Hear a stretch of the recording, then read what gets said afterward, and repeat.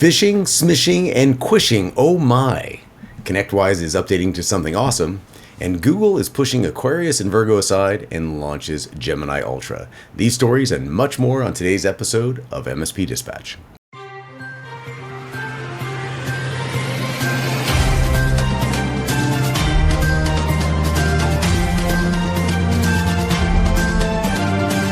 This episode is presented by OIT VoIP. Enhance your client's communication abilities with our VoIP solution, featuring integrated billing, on-demand training, and live US support. Collaborate seamlessly with Microsoft Teams integration and put your entire phone system in your pocket with Mobile X. Improve your offerings and increase profitability with reliable service for 1/10 of the average MSP acquisition cost. To learn more, visit oit.co or dial 844-CALL-OIT.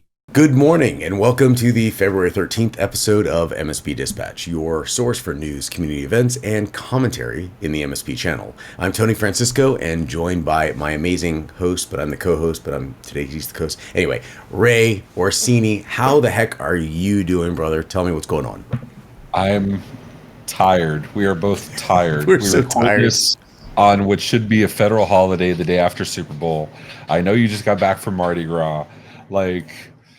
I'm just saying, if we want to, next national holiday, we've covered all the important ones. Let's just add in a post-Super Bowl. I'll give up one of the other ones. I don't want to name one because I'm going to get it canceled by somebody.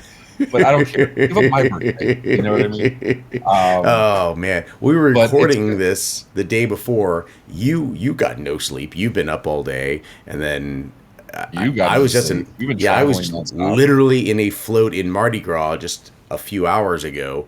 And do you know what? Okay, so we're recording this the day before, and it's going to air the day before Valentine's Day. But you know what the day of the airing of this is? It's Adulterous Lovers Day. So apparently, apparently this is a thing where married persons or persons in a relationship will take their non-spouse or non-significant other out to dinner the day before Valentine's, because obviously they have plans on Valentine's Day to do whatever at home or go out.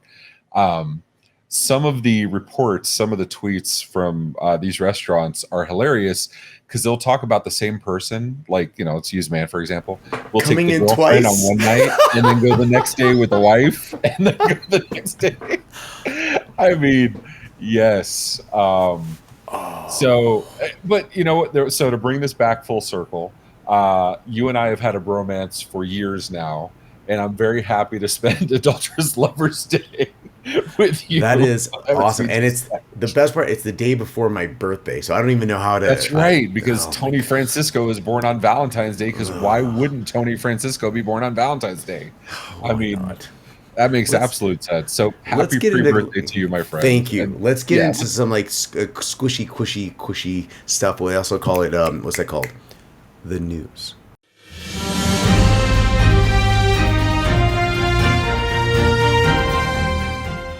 Yeah, we got some quishing for Valentine's Day. And my first story, QR code quishing attacks on Execs surge, evading email security. Written by Robert Lemos for Dark Reading. QR code phishing attacks, also known as quishing, are surging according to a report by Abnormal Security, a cloud email security provider. These attacks bypass traditional email security by hiding malicious links within QR codes. Executives are specifically targeted due to their privileged access and potential for credential theft. These stolen credentials can be used for further attacks like email forwarding and impersonation. And while email filters are improving at catching QR phishing, user training remains crucial. Data indicates that a well-trained workforce can greatly decrease the success rate of these attacks.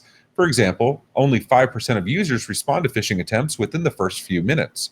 Abnormal Security's CISO, Mike Britton, cautions that some phishing attacks are so convincing that even experts like him seek second opinions. Tony, we've talked about smishing, now we got quishing, we know phishing. What are you thinking? That's the best I got. I got to be honest with you. I'm starting to get angry because you and I are telling everyone to do one thing, best practices, while at the same time, you and I are, well, what's the menu? Yeah, I'll scan that QR code to pull up the menu on the table. And you do it. Everyone does it. Absolutely. And as I'm doing it, I'm like, don't do it, don't. But this is so easy. And at the same time, we're thinking, you know what?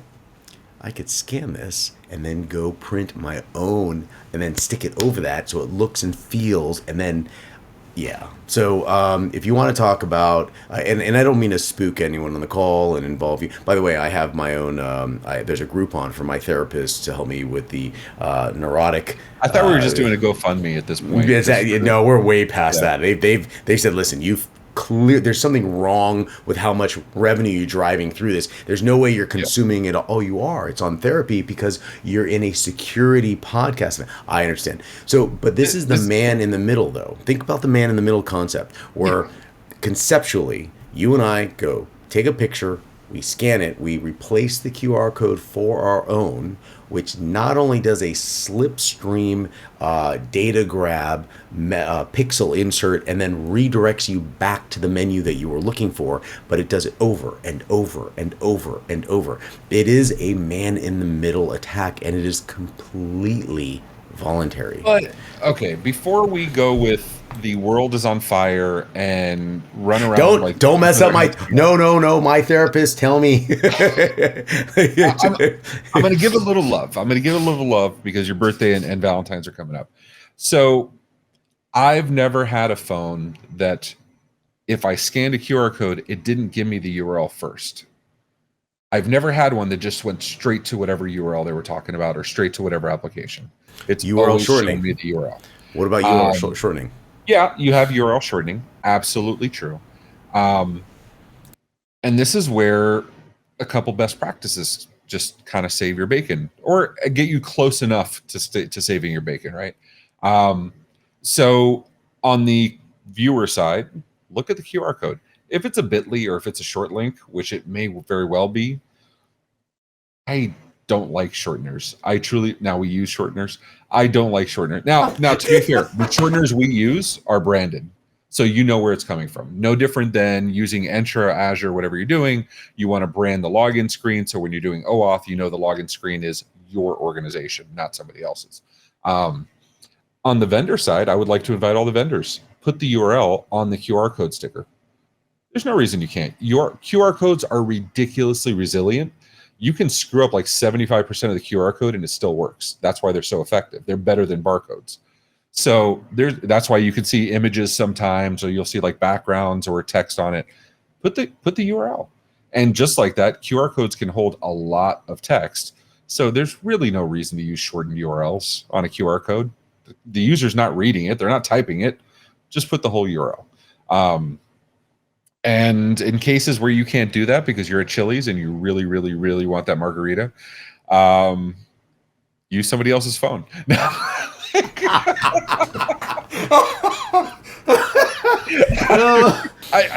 Tony, bring this home for me, man, because I'm trying to be positive here, but yeah, I think we're both going to therapy. I think we got the whole community is laughing right now, but I think we can wrap it up with list the URL on there.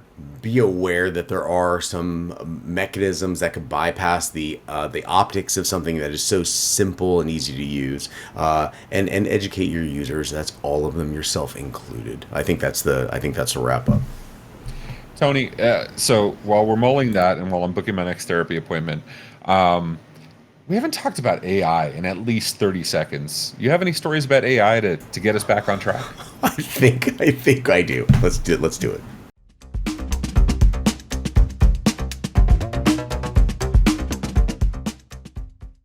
And updating everyone with my first story from channel-e2e.com, ConnectWise is updating automation. AI capabilities are coming to MSPs. ConnectWise has announced updates to ConnectWise RPA and ConnectWise Sidekick in its ASIO platform, presented at Automation Nation 2024. These enhancements in ASIO automate routine tasks, empowering MSPs for growth by integrating RPA and AI to enhance efficiency and explore new revenue streams beyond manual labor. Key RPA upgrades include streamlined search, enhanced onboarding, improved data mapping, and simplified device management. ConnectWise Sidekick for PSA, powered by AI, streamlines MSP tasks by prioritizing critical activities. According to Jeff Bishop, EVP of Unified Monitoring and Management at ConnectWise, the company is committed to advancing RPA and AI to empower partners, enabling them to automate tasks, boost efficiency, and deliver innovative services for client growth. Ray, let's unpack this just a little bit. Could AI, I need you to be very, very honest. Just keep me honest. I need you to be honest with the whole community. Could AI in this particular use be done the right way? Could it be used the right way for the betterment of our industry? Talk to me. Yeah, I'm going to say yes. AI could definitely be used for good. News stories can be used for good too. We don't do it apparently, but news stories can be used for good. No, so look, yay. I was really happy last year when Jason McGee, CEO of ConnectWise, announced Automation Nation. He did it kind of off the cuff where I had to go back and ask him again. And so we just had Automation Nation last week. We did not attend. It was a much smaller event than has traditionally been. It's very cool. I like AI. I didn't really hear anything we didn't already hear at ConnectWise at IT Nation Connect, right? The Sidekick stuff, the RPA stuff, they already announced that at IT Nation Connect. So I think this is just I think they needed to release something during Automation Nation, honestly, because this isn't really much different. Not that I'm saying. Am I missing the mark here? Because you were at IT Nation with me. Well, that's the question is, what are they actually using it for? Because you and I have seen repeatedly, and we joke about it, oh no, what do we do to that? Let's slap AI on it. We don't really know what it does, but it's got something in there, and we're going to call it AI. And in this particular case, they specifically state the automation of tasks to replace manual labor. So the question is, what are they replacing? What are they enhancing? How are they streamlining the MSP process with AI? That's the part that I'd really like to know. I'd love to see examples of that. You know what I'd love most? I'd love to hear from the MSP community, because there are some out there that listen to this podcast that are part of that beta or even alpha program. Say, hey, here's some things I've heard, maybe some things I've seen. That's what we're excited about, because at the end of the day, everybody in the beginning everyone knew what AWS was, and Azure is technically just like a VPS, but in the cloud. But then as you explored more into Azure, you start to realize and recognize that it's all tied together in the Office 365 umbrella, and you can do everything from OAuth to streamlining the data mapping on the back-end database side of things, as opposed to using everything in disparate locations.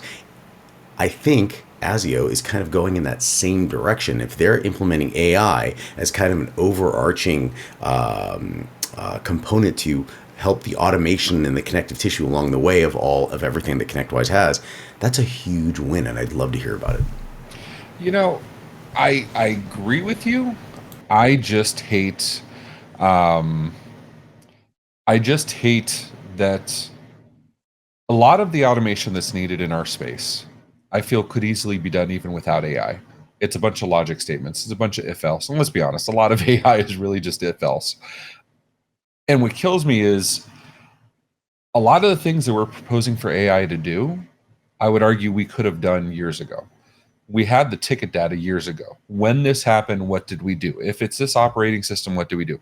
Now, that requires a lot of data gathering. That requires a level of insight to be able to break it down into manageable chunks. Absolutely, yes. Repeatable, scalable. But what's that industry that is actually really good at that? Oh, MSP. MSP should be doing that, right? And so, absolutely. I mean, but that's the thing that kills me. It's when unknown actions occur on your network and you're seeing data go to a place you've never seen before, the actions you take to go see if that IP address has any other reputation, or the the domain name, or whatever traffic is going through. What was the last time it stepped through? All of those things can be automated. I think what we might be using is AI as a crutch to say, automate this stuff for me. Or what should I automate? And I think that is going to leave the MSP falling short of their version of service, right? I couldn't agree more with you on this. Absolutely. I mean, it's essentially, let's just be blunt, it's expediting and finer granularizing the Zapier model. Yeah, and absolutely. You know what? Okay, you're going to get me angry now. Let's talk about stuff like, first off, we know this is the next day after everyone's watching this. It's my birthday. I'm an Aquarius. What's your sign? I'm an MX. No, I know we were into the Gemini story, but that's what I felt to say. Let's talk about Gemini and how Google hates Aquariuses. And yes, yeah. Go.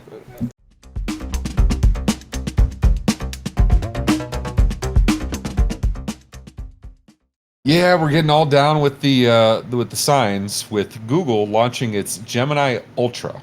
Not basic, not plus, not pro. Gemini Ultra, the most powerful LLM yet. In a story written by Frederic Lardenois for TechCrunch, Google has launched Gemini Ultra, its most powerful large language model yet, replacing the Bard name as part of the Gemini family. This advanced model was integrated into Google Workspace apps with a new Gemini app available for Android and iOS. Users can also replace Google Assistant on Android devices with Gemini. Access to Gemini Ultra will cost $20 through Google One tier, which includes 2 terabytes of storage and access to Gemini in the Google Workspace apps.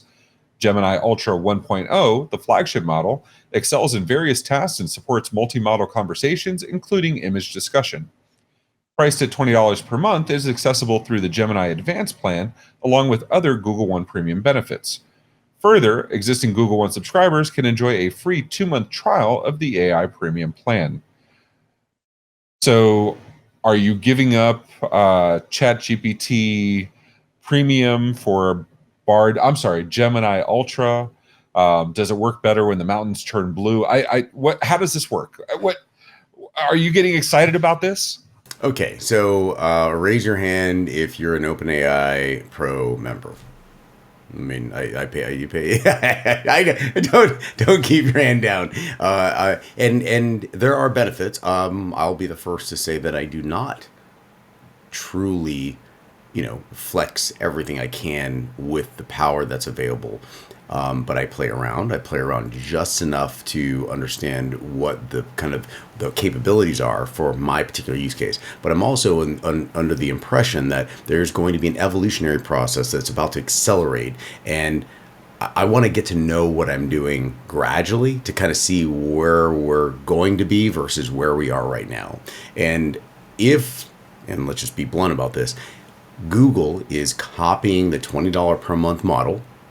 The question is, what are the peripheral add-ons to the Google, the palette of services, because that is substantial as opposed to an individual OpenAI ChatGPT component. They created a marketplace. The question is that marketplace and plugin center more robust and useful to me versus Google? And I'm really interested, because it's $20 to $20. It's apples and apples. But is it? And I think that's the question that has to be answered right now. Are they completely different, or is this just another, Disney versus Hulu versus? What are your thoughts on that? My initial response is F you, Jeff Bezos. Now, so here's my thing, right? So you have Microsoft Copilot, right? Not Copilot for GitHub, Microsoft Copilot for 365. You have Copilot for Teams, Microsoft Teams Premium. Don't get me started.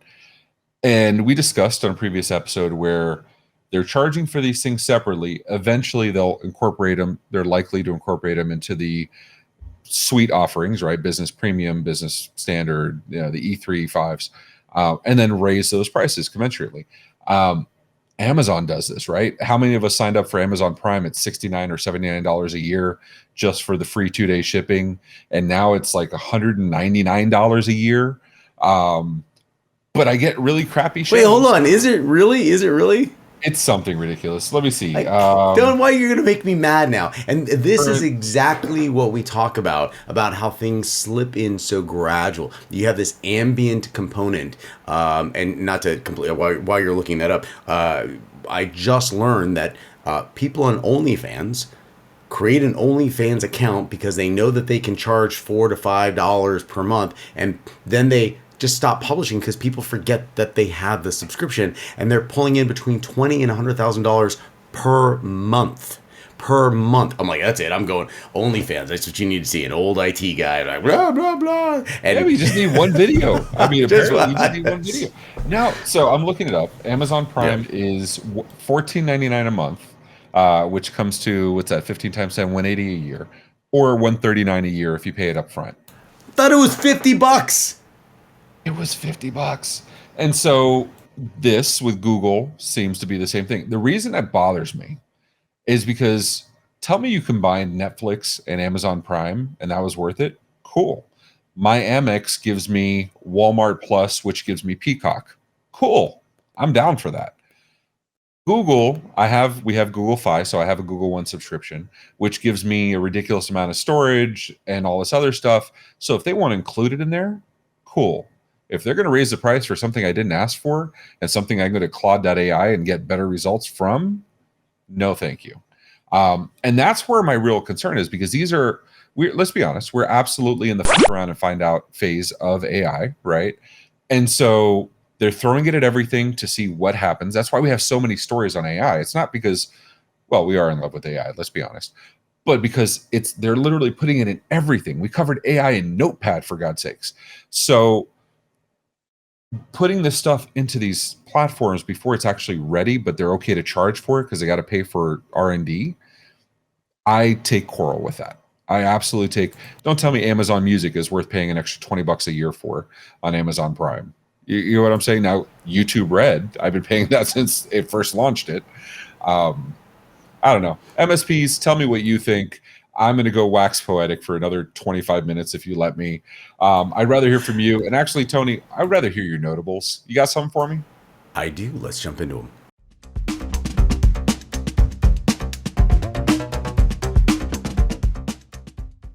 In my first notable mention from thehackernews.com, CISA and OpenSSF release framework for package repository security.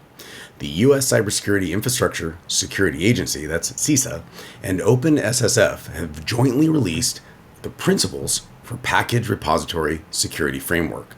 It establishes 4 security maturity levels for package repositories: authentication, authorization, capabilities, and command line interface, that's CLI, tooling. Authors Jack Cable and Zach Steindler stress that all ecosystems should aim for at least level 1 security. The initiative enables repositories to evaluate their security status and implement improvements over time to address evolving security threats effectively. In my next notable mention from arstechnica.com, Apple has revamped its suite of Windows apps, including Apple Music, Apple TV, and devices, replacing much of the functionality of iTunes for Windows. The iCloud for Windows app also received a major update with a redesigned interface. These apps are available in the Microsoft Store and compatible with Windows 10 and 11. While iTunes is required for managing podcasts and audiobooks, the new apps offers features like music and video streaming, device backup, and system restores. And although more seamless on Mac OS, using Apple services on Windows has improved, possibly reflecting Apple's focus on its growing services division. In my first notable mention, new Fortinet RCE flaw in SSL VPN likely exploited in attacks, written by Lawrence Abrams for Bleeping Computer. A critical remote code execution flaw, or RCE flaw, tracked as CVE 2024-21762, has been discovered in FortiOS SSL VPN by Fortinet. Fortinet is tracking this under FGIR 24015. With a severity rating of 9.6, the vulnerability allows unauthenticated attackers to gain RCE through crafted requests. Fortinet recommends upgrading to the latest version to patch the bug, but if unable to apply patches, mitigations include disabling SSL VPN. Details about how this flaw was discovered and exploited are not disclosed. There have been no reported instances of active exploitation.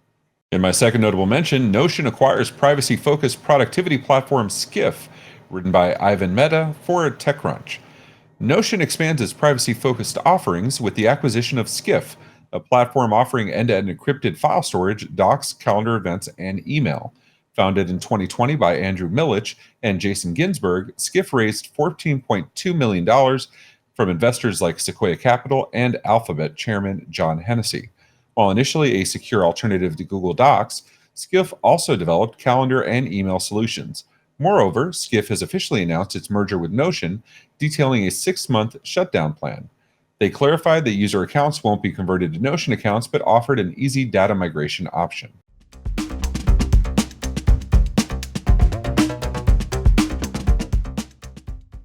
Finding new revenue opportunities via automation and process.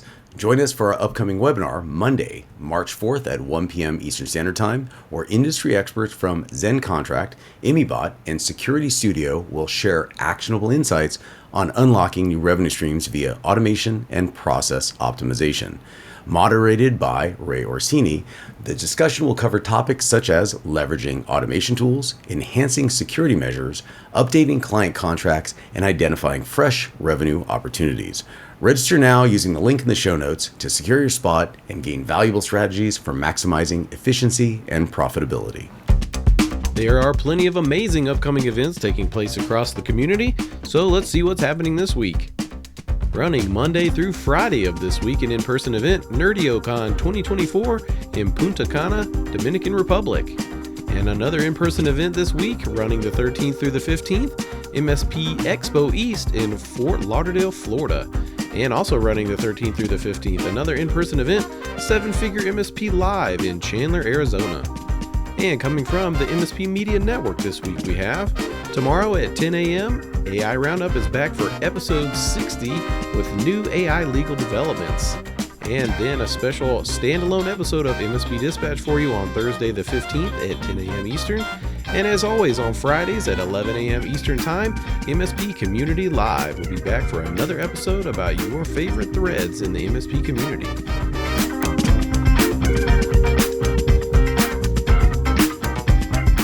Coming March 4th at 1 p.m. Eastern Time, a special channel program webinar all about finding new revenue opportunities via automation and process, featuring Greg Sharp, CEO and founder of ZenContract, Frank Gurney, Channel Director of Security Studio, and Tara Rummer, Director of Community and Events at ImiBot, with special guest moderator Ray Orsini, CEO of OIT VoIP and founder of the MSP Media Network.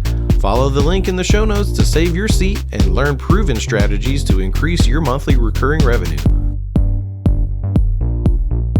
So how'd you like today's show? If you like it, please hit that thumbs up button. If you didn't, go ahead and hit it twice. If you want to hear more, go ahead and hit that subscribe button on your YouTube or favorite podcatcher. Did you know that we have a Discord where we post our stories all week long? You can even propose your own stories and even vote on which ones we're going to cover. As our friend Rich Banky says, make sure you tell a friend. Also, be sure to follow us on social media at MSP Media TV. If you have any questions, you can email us, news@mspmedia.tv for answers on the next episode, or even just call us. Leave us a voicemail at 833-MSP-NETWORK. Ray Orsini, you and I literally are the focus point for just being tired. I think after the show, we're going to sleep until our Thursday show. Yeah. Friday show. But it was great show. Why don't you land this plane for everyone? I appreciate you. I appreciate all the effort you put in. I know exactly how tired you are, and thanks so much. I don't know how we got through this. I apologize to Danny and Phil, who have to put up with this nonsense and make it somewhat cohesive. And with that, Tony and I are going to go for some well-deserved naps. Until next time, ladies and gentlemen, take care of yourselves and each other. And happy birthday, Tony. Happy Valentine's Day and Mistress Day to everyone when they're oh my gosh, everyone be safe. Hi, Tony Francisco from the MSP Media Network. I'm actually one of the co-hosts of the MSP Dispatch, here with Ben Marcel, CEO of TourPath in Baton Rouge, on to doing amazing things. We, right now, are on a float in Mardi Gras about to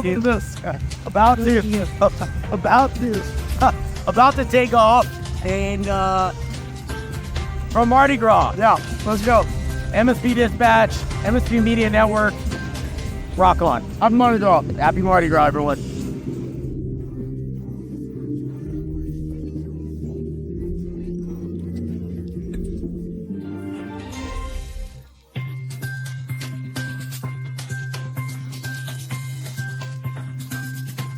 This has been a broadcast of the MSP Media Network.